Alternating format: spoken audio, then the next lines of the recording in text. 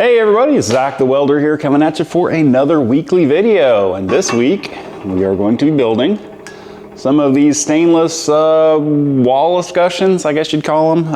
It's a new company that I've been doing some work for here, is blowing me up with work. And also Outlaw Leather had a sale running, so I bought a new hood. You'll get to see me use that guy. That's a Picaru, I think that's how you say it. It's a fish leather, kind of looks cool. Anyway, yeah, hope you enjoy this video. So starting off here, this is a 8 to 14 inch Schedule 10 stainless reducer. This is a cool job here because all the materials were provided by the customer. All these flanges were water jet out, so everything came perfect, cleaned, and I didn't really have to do a whole lot other than peel off the laser film here. Now these reducers are not exactly round. So what I'm doing here with that square is just kind of trying to fudge it where the gap between the bevel and the base of that is even all the way around here. Like, probably should have used a die grinder to clean it up, but I didn't really feel like using a die grinder to take off 1/8 of an inch worth of material on a piece of 1/4 inch stainless all the way around that 14 inch circumference there. So yeah, that would not have been a fun project to get done, so I just kind of made it work, and I'm sure the customer will be happy with it. Now I'm doing all this stuff here on that 2x2 piece of 1/4 inch copper. That is just kind of nice because it keeps you from scratching up your stainless. It keeps you from getting any contamination from, say, if you have a carbon steel table and you go sliding your stainless around on the the carbon steel table. Like, it'll eventually rust. Like, you'll get carbon steel that'll slough off onto your stainless and rusts, and customers never happy with that, so it's just a bad day. So yeah, I use copper, aluminum, or copper or aluminum for stuff like that, and it works really well. You don't really get arc marks, and it just makes your parts turn out a little nicer.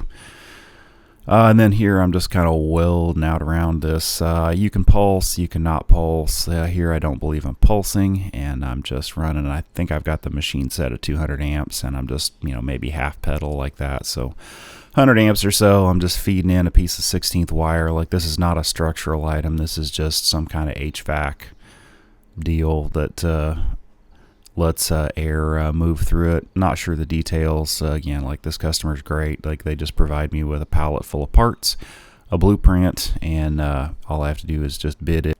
Now, in the last video, a couple people commented asking what kind of welding hood and lens I was using, so we'll talk about that now. So this is a hood I got from Outlaw Leather. If you've never heard of them, they make really neat custom welding hoods and pancakes there. This one is a sugar scoop or pipeline or whatever you want to call it from Honeywell, cut down with a piece of leather across the top there, which that piece of leather seals seals the light out from the top of your head. Where if you've got a light coming from the back of you, it keeps the glare off of the lens. Really is nice if like in my shop there, I've got really bright overhead lights, and it just kind of seals it up there where you don't get the glare.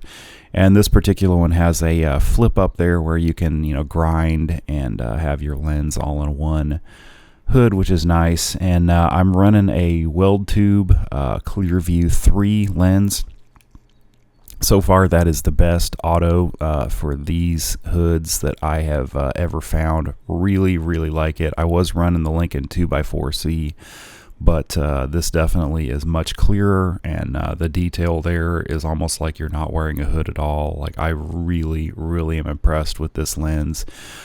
This hood here, they've trimmed the neck down, which is nice, where it doesn't whack you in the neck when you flip it down, but they went a little far on this particular one, so I have to have a like just a bandana there to kind of keep from cooking my neck. Not everybody's going to have that issue. I just have like a giant melon, so I have to make accommodations for that. But yeah, just a do-rag there keeps the sun off your neck and keeps you from getting. I wanted to go ahead and show you this part here. So if you see how on top of the cone there I have a blue hose running to a plate sitting on top of there. The reducer here was not exactly very round, and like I said earlier, I didn't really want to fit each water jet plate to each specific reducer. And so what I did here is I'm just flooding the inside of that with argon so that the area there that I don't have the best fit up on will stay nice and silver on the back side of the weld, and just welding this out like you normally would here. Wanted to show you that. I mean, there's lots of little stuff like that where if you're working with stainless, you kind of have to just learn to, well, I can either, you know, not have this turn out real great, or I can just go ahead and figure out a way to purge the backside and have it look good when the customer actually picks it up. So just, you know, one of those little tricks. All right, so this is one of those things that I've held off on purchasing for a long time, and now that I did, I really wished I'd have bought one earlier. So this is a rollout wheel. If you've never seen one of these guys here, this particular one is from a company called TIG Welding Supply. This is their slow roll wheel. We'll do some videos on using this for you know, welding and fitting pipe in the future, but this thing is super handy. As you see here, I'm able to just like polish this tubing here and clean up the edge of it really quickly and easily. This particular rollout wheel from TriArc is nice because it lets, it's the spindle there is hollow, and it lets you purge through the spindle, which is really nice. And here's another one of those little toys that just makes things so much easier when you're doing round parts like this. It's so this is a Rotostar weld positioner. It's another nice thing if you work with stainless. It has a hollow spindle which lets you run a argon line through it. Really just makes life a lot easier for parts like this. You can just prop your hand. See, I've got a clamp there for my fab table. I'm just propping my hand on, and then I've got the welder set to 1.2 pulses per second, and I'm using my right hand to vary the speed of this guy here to kind of get it where I like it. I just got the control right there in the lower left hand frame there, just where I can reach down and grab it to kind of adjust the speed. And it just makes life so much easier for parts like this. I had a bunch of these. I had 8 of these lower flanges like this to make, and you know, you just tack them up.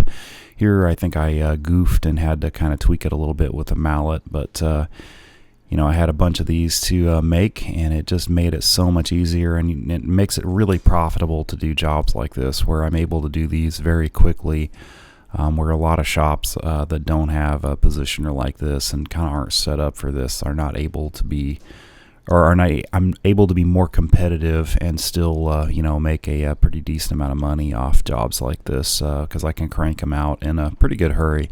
As you see here, I mean, the hardest part about this job is just staying awake and keeping your hands out of the corners of the plate there. But just, you know, really easy, really quick. And again, like right there, I'm varying the speed because this tubing is not perfectly round, and the holes in these water jet plates are just perfect. So there's some areas there with a little bit bigger gap, others where it's, you know, nice slam fit, so you kind of have to work your heat and work your travel speed there. Now, unfortunately for this part here, I did not have a positioner big enough to you know, to be able to do this, so I actually had to stop and kind of move it around here. And I've got it on that copper plate again, just so I don't tear up my table and also don't scratch up my part here, because these are you know, polished stainless pieces where, you know, like they come with like the plastic laser film on it, which I absolutely hate that stuff. It's such a pain in the butt to get off, but it keeps it looking nice, and I want to keep the parts looking really good for the customer so they're super happy with it. So yeah, but I hope you guys enjoyed this video. Please check back to the channel in the future for some more projects like this. It's just a kind of a time crunch I had to get cranked out this week, and thank you for watching.